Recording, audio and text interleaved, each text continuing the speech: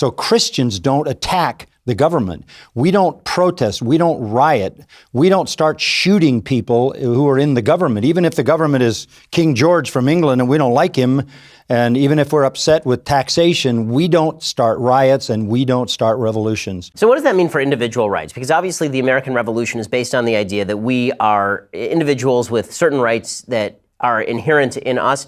I think that has a history going all the way back to Genesis, talking about us being made in God's image with certain creative faculties, and that comes along with the ability to think for ourselves, the ability to worship God, the ability to build these families.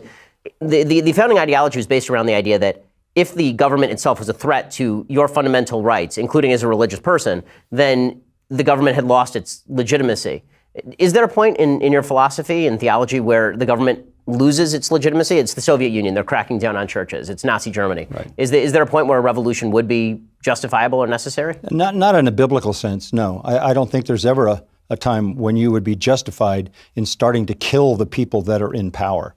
Okay, so I was glad that Ben Shapiro asked John MacArthur the question I wanted to ask him, which was, if we are following this, let everyone be subject to the governing authorities, but there's no authority except that which God has established, and that the authorities that exist have been established by God, what about Nazi Germany or Stalinist communist Russia, Soviet Union? If you live under that type of government, are you to acknowledge that God set up that government?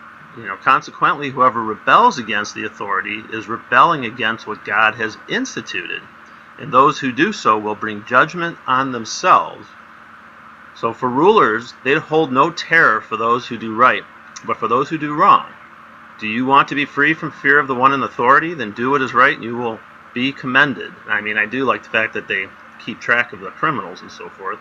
The one in authority is God's servant for your good. But if you do wrong, be afraid, for rulers do not bear the sword for no reason. They're God's servants, agents of wrath, to basically bring punishment on the wrongdoer, to control order.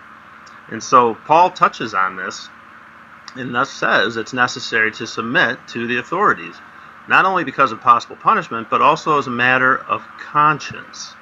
So that's a tough one. Do we consider that the Christians who lived during World War II in Nazi Germany needed to just keep to themselves, not press back on that? Or, there were Polish Christians, for instance, who were taken over by the Soviets and the Germans when they both invaded their country at the beginning of World War II. Were they supposed to just sit back and submit to their authorities? Those are the types of questions I have here. So, again, curious on your thoughts below in the comment section.